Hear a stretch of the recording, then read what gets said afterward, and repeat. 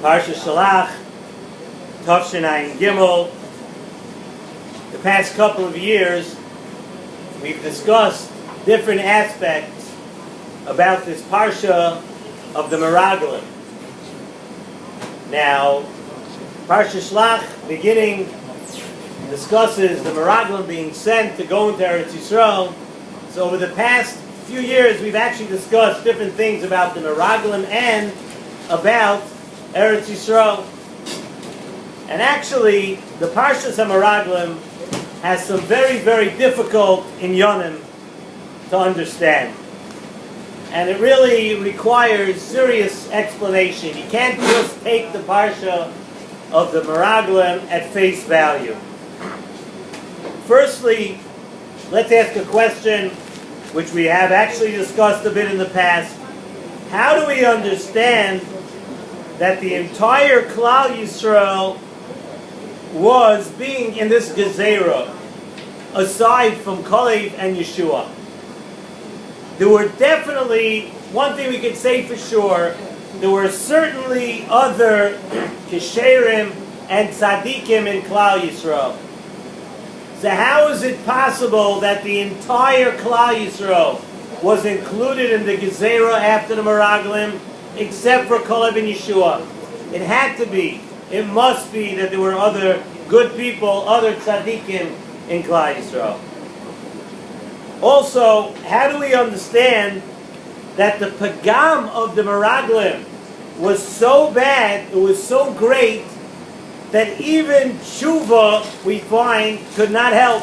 It was so unbelievably bad that tshuva could not help. We know that even after the Cheta Egel, the Pasuk says by Yisablu that Klal Yisrael were like Avelim, and the Ramban is Mefarish that by Yisablu means that Bnei Yisrael did tshuva by the Egel, and HaKadosh Baruch Hu was Mekabel the tshuva. So here too, we see in this week's Parsha, the Pasuk also says Vayis Ablu after the Chet of the Meraglim, and yet the Gezerah that none of these people, that no one in Klal Yisrael would see Eretz Yisrael, that Gezerah remained. Over there it said Vayis Ablu, and the Ramban Taich did that they did tshuva and HaKadosh Baruch Hu was moichel them. But over here, by the Parsha of Meraglim, we see and we find out that HaKadosh Baruch Hu is not moichel Klal Yisrael. The Pasuk says the same Vayis Ablu, but yet they were all included in the Gezerah, that not one of them would see Eretz Yisrael. So if that's the case, we know from our davening in Slichas, a pasuk in this week's parsha, that HaKadosh Baruch Hu says, "Salachti kidvarecha." HaKadosh Baruch Hu says that I have forgiven Klal Yisrael. What would that mean in this week's parsha? We just explained what the punishment was, that nobody was going to go into Eretz Yisrael. So what was the Salachti? What were they forgiven? How were they forgiven? They were all still punished that nobody went into Eretz Yisrael. So Nesivos Shalom says on this last Shaila, the Nesivos Shalom actually explains that at first, after the Chet of the Meraglim, the Gezerah on Klal Yisrael was going to be Hashlacha. That HaKadosh Baruch Hu wanted Chas v'Shalom to sort of disown Klal Yisrael.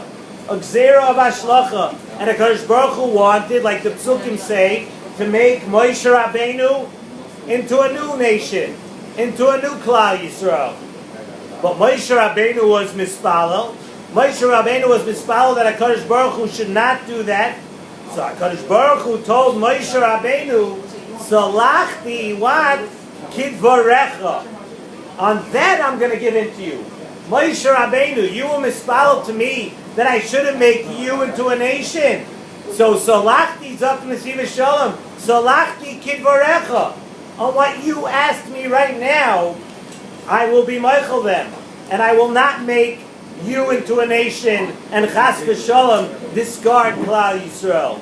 However, on the other part of it, on the Gezerah, that no one's going to go into Eretz Yisrael, Unfortunately, that has to remain. So Salachti Kidvarecha was going on Kidvarecha, on the words that Moshe Rabbeinu specifically asked.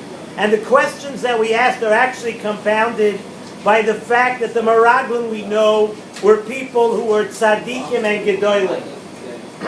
How was it possible that the Meraglim who were tzaddikim and gedolim suddenly went down to the level where they were almost, a lot of the Mefarshim say they were on the brink of Kfira, on Kfira b'HaKadosh Baruch Hu. The Zohar actually says that the Meraglim were afraid. What was the reason? Why were the Meraglim, the people, it says, Roshek, they were such holy and great people. The Zohar actually says that the Meraglim were afraid that when they went into Eretz Yisrael, they would lose their positions. They wouldn't have their positions anymore.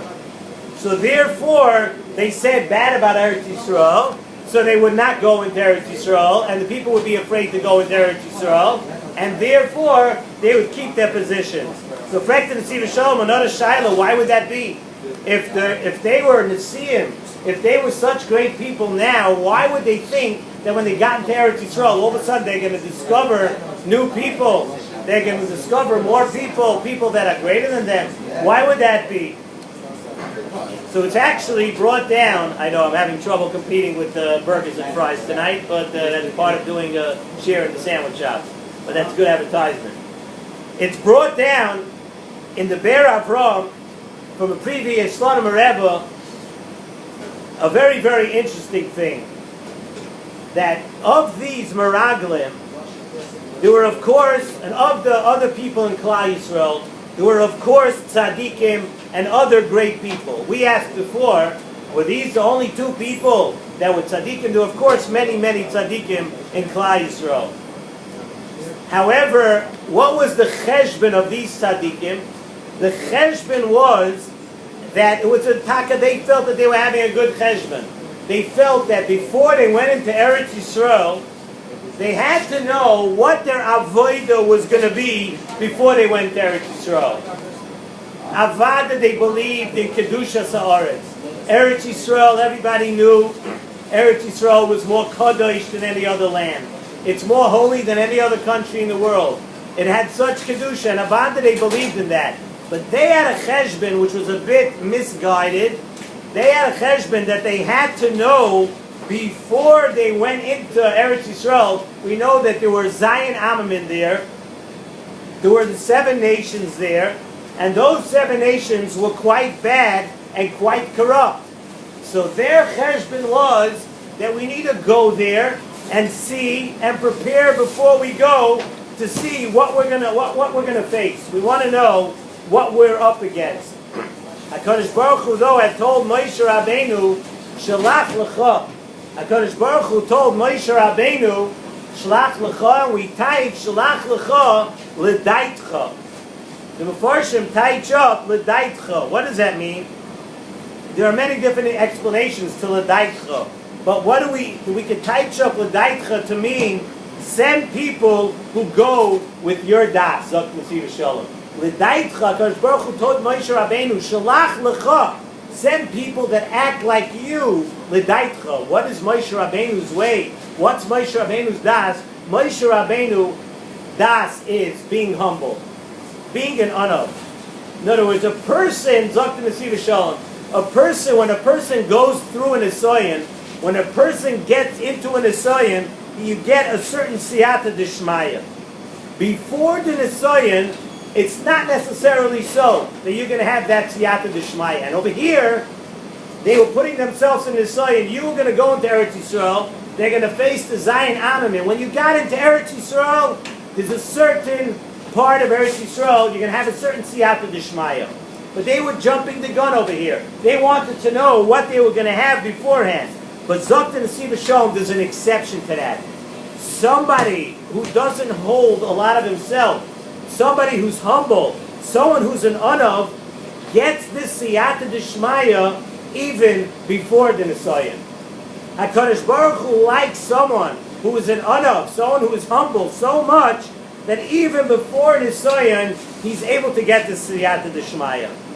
So we say, Shalach lecha, ledaitcha. What does ledaitcha mean? Ledaitcha means that they have to be like you, Moshe Rabbeinu. And this is said specifically by Bias Haaretz, because Eretz Yisrael is nikna only for those, Eretz Yisrael belongs to those, only those who have hachna, for those who are humble. The Pasuk says, Toivah ha'aretz, when we're referring to Eretz Yisrael, the Pasuk says, Toivah ha'aretz ma'oid ma'oid. We know that not only is Eretz Yisrael good, not only is it very good, but Toivah ha'aretz ma'oid ma'oid. The land of Eretz Yisrael is exceptionally good. The Chidah brings down the Zohar that Eretz Canaan, like we mentioned before, Eretz Canaan is a takeoff of the word Eretz L'nichnoim. It's a land that's made. Who thrives in Eretz Yisrael? Somebody who is humble. The Mishnah says in Pirkei Avos, Perek Daled, Me'oid ma'oid hevei shfal ruach. Don't just be shfal ruach. Don't be shfal ruach me'oid. Me'oid ma'oid. Very, very important. Ma'oid ma'oid hevei shfal ruach. Does anybody notice the similarity in the words? Toivah ha'aretz ma'oid ma'oid. The Nesivos Shalom compares this. Toivah ha'aretz ma'oid ma'oid.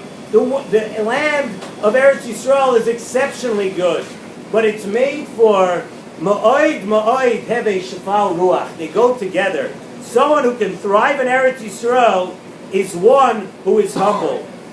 So the Torah is telling us about these Nesiim, about these Meraglim. Kulam Anoshim, they were all great. They were great people. But Roshei B'nai Yisrael Hema, they held of themselves.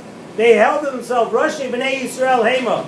They held of themselves that they were great, that they were Roshei Yisrael. And that was their pagam. So that is why they thought, we asked the Kasha, why did they think that when they went into Eretz Yisrael, if they were great now, and they were Nesiim, and they were such great people, why did they think that when they went into Eretz Yisrael, they would lose their jobs? They thought they would lose their jobs because they understood what Eretz Yisrael is all about. They thought, Roshei B'nai Yisrael Hema, they held themselves great. Once you go into Eretz Yisrael, that doesn't hold water anymore.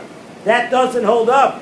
They were great, but Eretz Yisrael requires humility too. And that is something that Kalev and Yeshua differed from all the other Meraglim. That's why they were different, and that's why they were Zeicha to go into Eretz Yisrael. And that is why we can understand why the Gzeira was on the entire Klal Yisrael, and why Tshuva didn't help. The Nesivos Shalom says that it wasn't necessarily an einish. The fact that they couldn't go into Eretz Yisrael wasn't necessarily because of a punishment. What it was an Nisayan. Are you fit to live, to be in Eretz Yisrael, or are you not? And they failed that Nisayan. So the fact that they went in wasn't just because it was a punishment. It was because you can't fit in Eretz Yisrael. You won't be able to breathe the air. You won't be able to live there. You're not humble enough.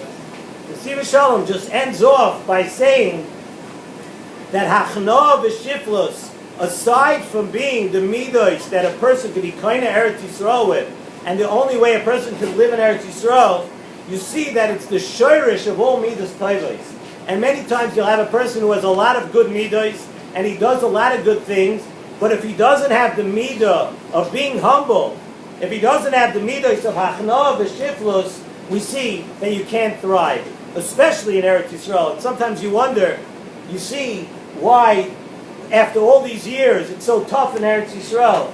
The people who try to lead Eretz Yisrael even today, many times we find that one person after the other, one government after the other, everything fails because sometimes they fail to see what it takes to lead Eretz Yisrael. What it takes to be a gadol in Eretz Yisrael is this midah of hachna, is this midah of being an ana. And of course, it's hard to compare sometimes.